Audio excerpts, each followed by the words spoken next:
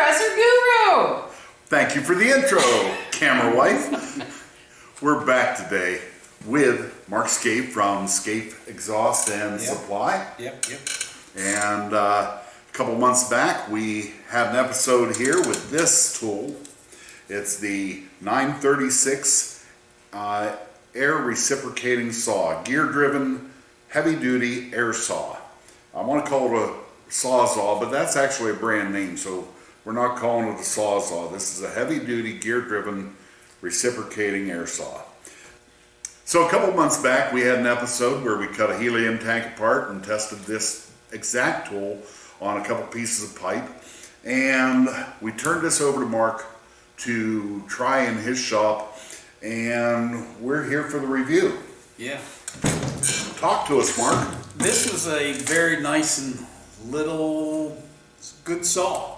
You know what I mean? See, like there was one predicament to where I couldn't get, we'll say, my normal saw in, but this little baby just fit right in there in between cross members and parts to where I could reach up in and cut the pipe easily, where I'd be like, I couldn't do this job. I wouldn't be able to actually make any money. Right. So to speak, because I couldn't get my saw in, so I was either going to have to. So this isn't the primary saw you're using all the time. You have a battery-powered Yes, I do have recip saw. Yeah, I do have a battery-powered recip, and there's one day, particularly in my shop, and I'm like, oh no, what am I going to do? What am I going to do? This ain't going to work. And I'm like, I got this 936 gear-driven recip saw, and hooked my air to it, went over there, and I'm like, thank you, Jesus. So that cut right through there, and it made my day a little bit easier, is what I say. But So if you were in a full-time shop doing exhaust like yours, you would have two saws. The battery-powered saw that you use on a regular basis, and this one for the tight, hard spots to get at. probably tight, hard, or just convenient, whichever's closer to your shop hanging. Hey, let's just grab that and go, or let's just grab this one. Or if the battery run out, guess what? This one ain't gonna run out of battery. No, that's right. So in your case, it would be good to have those two. So after the camera wife took us down a rabbit trail, if you're in a full-time shop doing nothing but exhaust like you are, this is a great addition to Your shop tools. Yeah, it's your shop tools. Yeah. But let's say you're in an inspection station and you don't have any battery-powered tools. Yeah. Everything you have is air. Right. And you do an occasional exhaust job. This would be a good choice. Yes, it would be a good choice, and even I'm sure there's places to where you won't even use this for exhaust. You might have we'll just say a hanger or a frame, a bumper frame to where you even, you know what I mean? Take the end of a bolt off that was too something. rusted. Yeah, just buzz this baby in there and get it off, you know what I mean? So there's multiple things. It's just I don't do multiple things to see.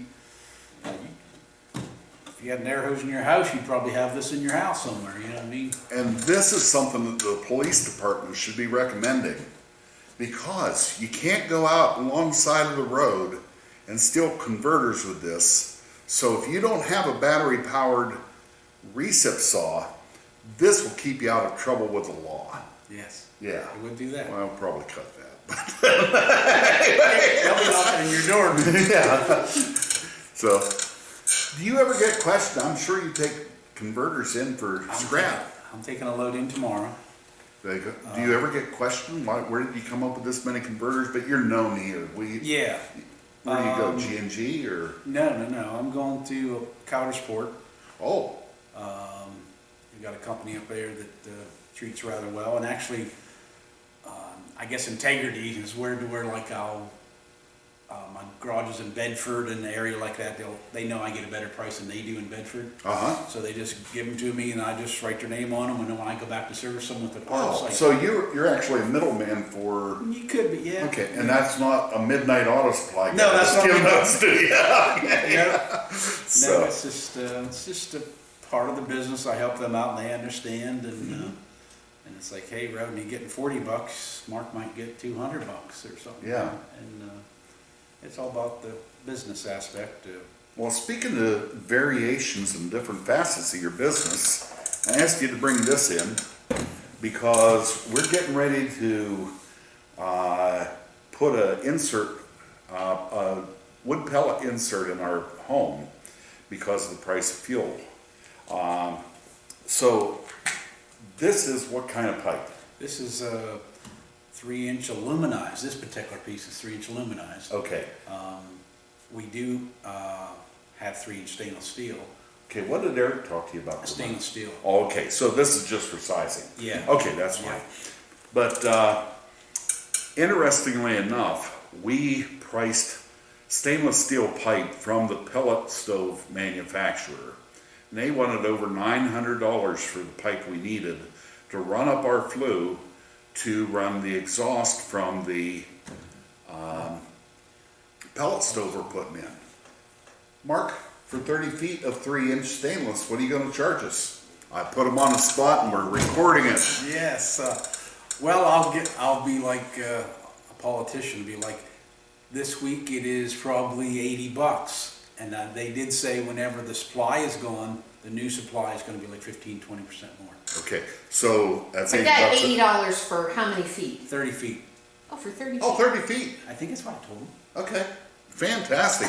So we're saving $920 by going to you for exhaust pipe for a pellet stove. Yeah, that's what it seems like. What you do the math. Scaife Exhaust. We will have his information in the description. It's in the description on the first video also. So this isn't just exhaust pipe. Now that is exhaust pipe for a pellet stove, but Yeah. this isn't just exhaust pipe. There's all kinds of uses. Oh yeah. My father-in-law took exhaust pipe and built a boathouse out of it. And he bent the corners, and he had just the same thing as people buy these canopies now, and he put a tarp over it, and it was a boathouse, but he used steel pipe. Yeah. It was pretty neat. Oh yeah, there's a lot of uses for it, and I've had guys building chicken fence, Yep. smaller stuff, 1.5-inch stuff, but just trying to be competitive out in the market. Having a pipe bender helps too. Oh yeah, it does have that. Yeah. So if you're in Central PA, and Central PA is the middle of PA, it's not those Harrisburg people. If you're in Central PA, get a hold of Mark Scaife, Scaife Exhaust, and he will take care of you for these odd projects like pellet stoves or Yeah, chicken there you go. cages or whatever. He can sell you the pipe, and you can bend him the pipe too, right? Yep. If Okay. he needs a little twig here or there, let us know.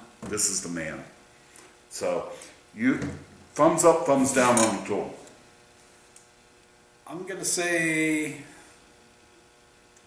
for what you're using it for, it'd be good. It'd be like in this way, not 100%, but 90. But you're in the full-time exhaust business. Yes. The garage, it's an inspection station. That's what I'm trying to think of what they would that use. there's other uses for it. Yeah, so they would And and if they don't already have battery-powered tools, be, right. Or don't this believe is, them, yeah. I personally don't try to put, I don't push battery-powered That's tools. what I thought. I sell air compressors. I want people using compressed air tools. So I have sold battery-powered tools, but I really push the air-powered stuff. Now you know my bias. This still answers a lot of questions in the general purpose repair shop. It answers some questions in the specialty shop like Yeah. yours. So we're It's going. quiet too. I will say when I was in Bud's shop here, and then in my shop, I'm like, well, let's see, because we said about 85 decibels. Yeah, and when we put the decibel meter on it, it wasn't even close to No, that. that's what I was like. Wow, this thing's kind of nice. I can still hear at the end of Yeah. the day. So I'm giving a thumbs up. He's giving it thumbs a little bit sideways.